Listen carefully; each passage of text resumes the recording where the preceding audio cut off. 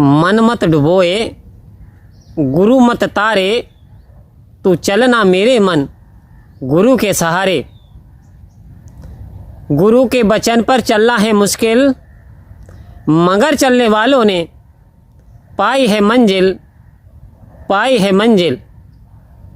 आओ संत महात्माओं के मन मत डुबोए और गुरु मत तारे, तू चलना मेरे मन गुरु के सहारे। कह रहे यदि जीवन की दिशा बदलनी है, जीवन को खुशहाल बनाना है, जीवन के लक्ष्य की पूर्ति करनी है, तो ये जो मन है इसकी रफ्तार बहुत अधिक तेज है, इसकी गति बहुत अधिक है। अभी व्यक्ति यहाँ रामपुर में बैठा हुआ है और बात लखनऊ की कोई घटना याद आ गई तो वहाँ मन से वो वहाँ पे विचरण कर रहा है, शरीर से यहाँ बैठा हुआ है।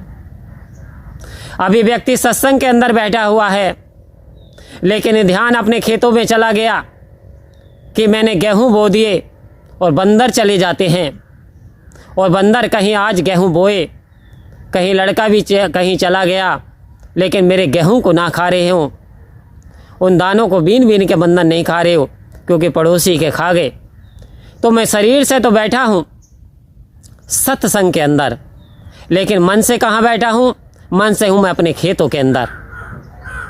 तो फिर मन और तन जब एक साथ नहीं हुआ तो वहाँ पे जो भी प्रवचन आया, जो भी मेरे लिए शब्द आया, जो भी मेरे लिए सद्गुरु की कृपा आ रही थी, क्या मुझे उसका फ़ायदा मिलेगा?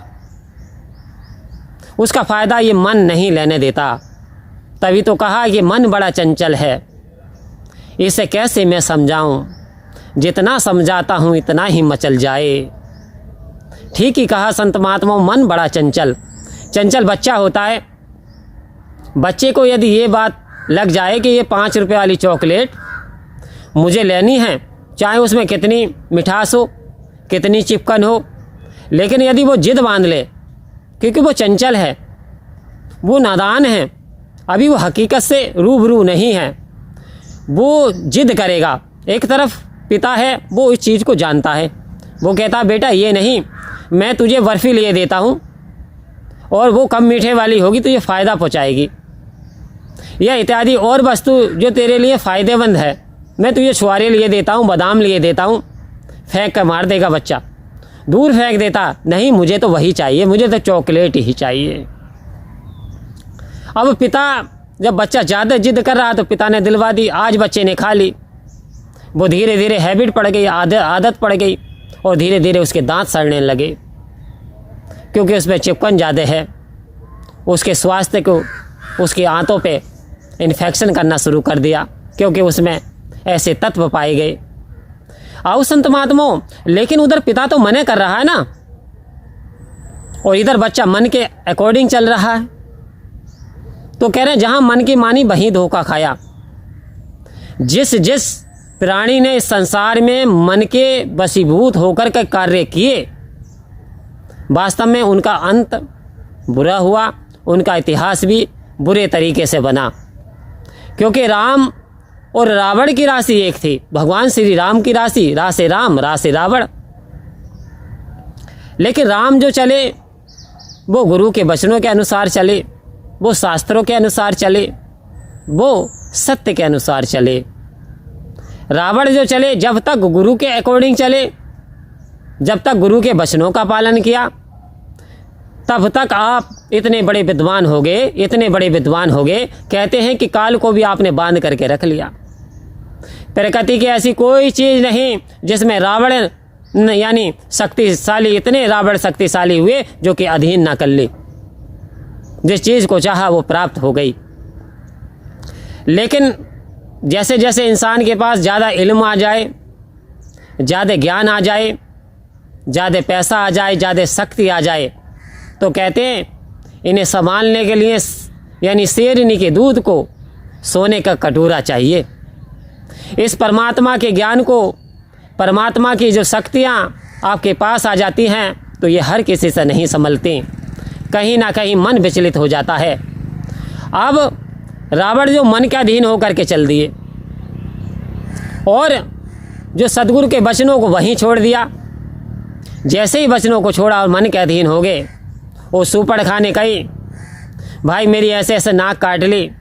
2 योगी हैं, बन तपस्वी हैं 2 योगी, उन्होंने मेरी नाक काट ली और ये हाल किया। बदला लेने की भावना जागृत हो गई, क्रोध आ गया, क्रोध चरम सीमा पे हो गया।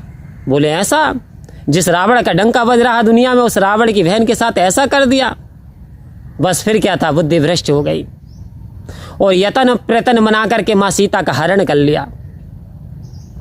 वहीं से विनाश की इसकी लीला चालू हो गई। तो जहां मन की मानी वहीं धोखा खाया।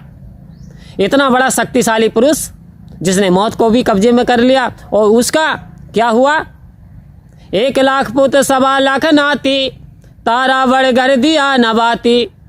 लंका के चहु और समंदर सी कोटी सी खाई, तारा बड़ की खबर न पाई। कह रहे हैं लंका के चारों ओर गहरा समुंदर सी कोटी सी, करोड़ों मील की खाई, इतना गहरा समंदर, और फिर भी उस लंका का पतन हो गया। उस लंका को जला करके नष्ट कर दिया गया और रावण के वंश में एक भी ना बच पाया। किस कारण? क्योंकि जब हम निरंकार पे विश्वास करना छोड़ देते हैं और अहंकार पे विश्वास कर लेते हैं तो हमारा पतन निश्चित हो जाता है। जहाँ मन की मानी वहीं धोखा खाया। आओ संत महात्माओं, हम भी अपने मन के अकॉर्डिंग कुछ काम करने शुरू कर देते हैं। सतगुरु कहते हैं बेटा किसी की बुराई नहीं करनी, किसी में दोष नहीं देखने हैं, तुझे तो सूप बनना है, छाछ बनना है। छाछ का क्या काम होता है संत महात्माओं? थोता थोता उड़ा देता है, अच्छे अच्छे दाने अपने अंदर समाहित कर लेता है।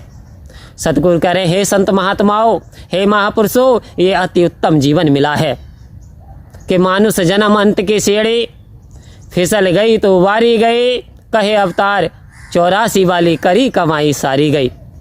ये इंसान जागृत हो जा, अब जाग जा। 84 में बहुत यातनाएं झेली, बड़े कष्ट झेले, लेकिन ये अंतिम बारी है तेरी मनुष्य की जन्म, जो तुझे अंतिम बार मिला। अब यदि इसमें तू ना संभला, इसमें तू जागृत ना हुआ, इसमें तू चेतन ना हुआ, तो फिर बात बनने वाली नहीं, फिर तुझे तेरा लक्ष्य मिलने वाला नहीं, फिर तुझे तेरी मंजिल मकसूद पे पहुंचने वाला नहीं। तो जहां मन की मानी वहीं धोखा खाया। आओ संत महात्माओं, मन का तो चलाएगा आपको, दूसरों को देखेगा कि वो व्यक्ति पूजा पाठ नहीं करता, सुमरन नहीं करता, सत्संग में नहीं जाता, शराब पीता, जुआ खेलता, बड़े आनंद में रहता है, लेकिन आफ्टर सम टाइम आप कुछ देखेंगे, कुछ समय के बाद उसका धीरे धीरे पतन होता चला जा रहा है।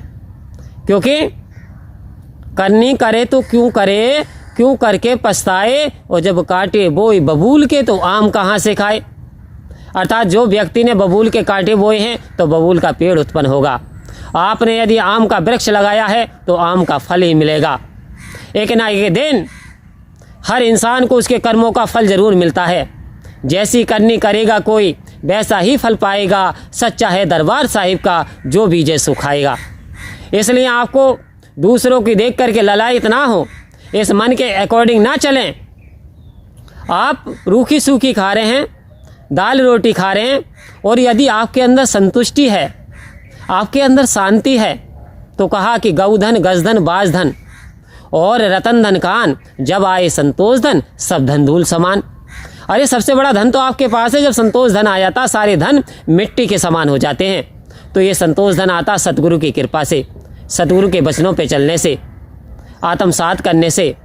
हमें अपने बड़ों का सम्मान करें, सतगुरु के वचनों का जीवन में पालन करें और इस लालच से बच जाएं, तो वास्तव में हमारे जीवन भी सतगुरु की कृपा से खुशियों से भर जाएगा।